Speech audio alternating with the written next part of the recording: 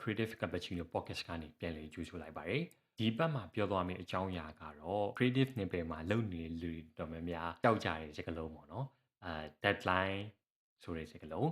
ဒီစကားကိုကြားပြီဆိုလို့ရှိရင် Creative တွေတော်တော်များများကသွားပါပြီ။ငါရဲ့ Creative တွေတော့ရောကြသွားပါပြီ။အလုပ်တွေတော့အဆင်ပြေတော့ပါဘူးဆိုပြီးတော့တော်တော်များများတွေးထင်လေးရှိတယ်ပေါ့နော်။အဲ့ဒီတော့တကယ်ပဲ deadline ကကိုယ့်ရဲ့ creativity skill set တွေကိုရောကြစေရလားကိုယ့်ရဲ့ဒီ final hours ဒီမှာအခက်အခဲအများကြီးကြုံစေရလားဆိုတာကိုဒီ episode မှာအတူတူလေ့လာကြည့်လိုက်ရအောင်ပေါ့နော်။ Okay ကျွန်တော်ရဲ့ personal အမြင်ကိုပြောရမယ်ဆိုလို့ရှိရင် deadline ဆိုတာက creative project တစ်ခုမှာရှိရမယ်အရာပေါ့နော်။ကျွန်တော်တို့အချိန်ယူတာနဲ့deadline ရှိတာနဲ့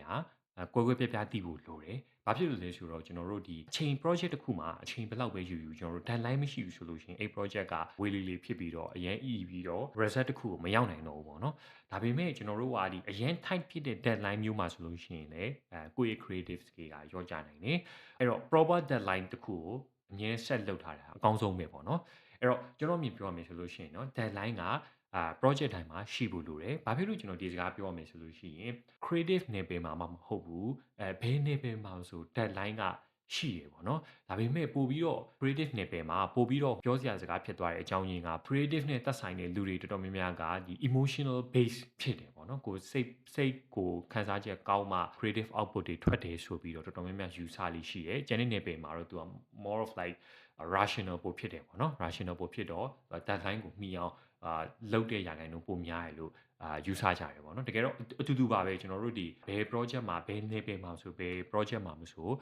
deadline ရှိဖို့ကအရေးကြီးတယ် deadline မရှိဘူးဆိုလို့ရှိရင် project ကဝေလီလီနဲ့ကောင်းမွန်တဲ့ result တစ်ခုမထွက်နိုင်ဘူးပေါ့နော် deadline ဆိုတာကိုပို့ပြီးတော့အတိတ်ပဲချဲ့ကြည့်ရမယ်ဆိုလို့ရှိရင်ခုနကကျွန်တော်ပြောတဲ့ဥပမာလိုပဲပေါ့နော်နယ်ပယ်ပေါင်းစုံမှာ deadline ရှိရဆိုတဲ့ပုံစံမျိုးပဲ deadline ဆိုတာကိုယ့်ရဲ့ creativity နဲ့ဘာမှမဆိုင်ဘူးကိုယ့်ရဲ့ productivity ကိုပို့ပြီးတော့စိန်ခေါ်တာဆိုလို့ရှိရင်ပိုမှန်လိမ့်မယ်ထင်တယ် creativity ကိုဗျာအချိန်တစ်ခုကန့်တတ်လို့မရအောင် creativity ဆိုတာကကိုယ့်ရင်ထဲမှာအနှစ်အလားinsight တွေအများကြီး reference တွေအများကြီးနဲ့စုဆောင်းထားခဲ့တဲ့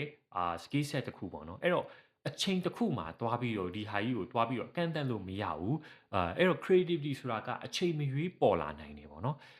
်အဲ့တော့အဲ့ creative ပေါ်လာအောင်ကိုကဘယ်လောက်ထိproductive ဖြစ်အောင်လုပ်မလဲဆိုတဲ့ပုံစံပေါ်မှာပဲမူတည်တယ်အဲ့တော့တစ်ခါတလေမှာဗျာခင်ဗျာအချိန်တစ်လရတဲ့ project တစ်ခုကို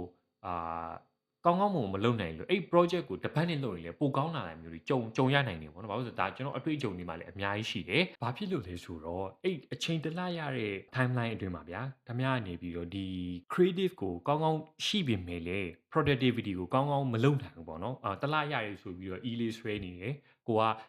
ဒီဟာတွေကိုတည်ပြီးသားပါဖြစ်တယ်ညာဖြစ်တယ်ဆိုပြီးတော့အချိန်ဆွဲနေတော့တကယ်လဲ project ပြီးရမယ့်အချိန်လမ်းကြောင်းကောင်းမွန်တဲ့ final result ကို deliver မလုပ်နိုင်လိုက်ဘူးပေါ့နော်ဒါပေမဲ့တစ်ခါလေကြာလို့ရှိရင်အဲ့လိုဒီ project ကိုပဲတစ်ပတ်လောက်နဲ့ကြာတော့ငါတဲ့ဟာကိုတစ်ပတ်ပဲရတယ်ကောင်းကောင်းမွန်မွန်ဖြစ်အောင်လုပ်မယ်ဆိုပြီးတော့ productivity ကိုအကောင်းဆုံး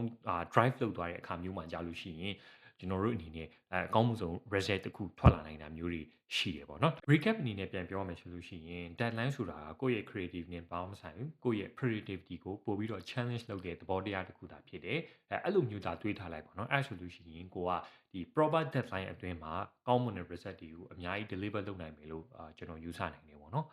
Okay အဲ့တော့ကိုယ့်ရဲ့ creative spark တွေကိုဒီလို deadline တွေကြားထဲမှာဘယ်လိုမျိုးအကောင်းဆုံး productive ဖြစ်အောင်လုပ်မလဲဆိုတော့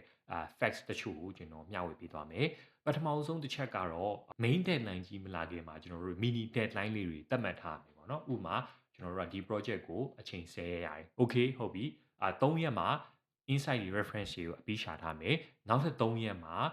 base stage ကိုတက်မယ်နောက်ထပ်3ရက်မှာ base stage ကိုတက်မယ်နောက်ဆုံး2ရက်မှာ review ပြန်လုပ်မယ်ဆိုပြီးတော့အဲ့လိုမျိုး mini deadline တွေအများကြီးကျွန်တော်တို့သတ်မှတ်ထားမှရမယ်ပေါ့နော်အဲ့တော့ mini deadline တွေတစ်ခုပြီးတစ်ခုကျွန်တော်တို့က task တွေအောင်မြင်သွားမှာနောက်ဆုံး deadline ကြီးကိုကျွန်တော်တို့ကအချိန်မီမှာဖြစ်တယ်နောက်တစ်ခုကကြတော့ perfect ဖြစ်တာနဲ့ progress ဖြစ်တာကိုကျွန်တော်တို့ကခွဲခြားခြားသိနိုင်နေရမယ်ပေါ့နော်ဘာလို့ကျွန်တော်ဆိုလိုချင်တာလဲဆိုလို့ရှိရင် project အချိန်မှာ10ရက်ရတယ်အဲ့တော့10ရက်ဒီမှာကျွန်တော်လုပ်နေတဲ့အချိန်မှာ idea တွေထွက်လာတယ်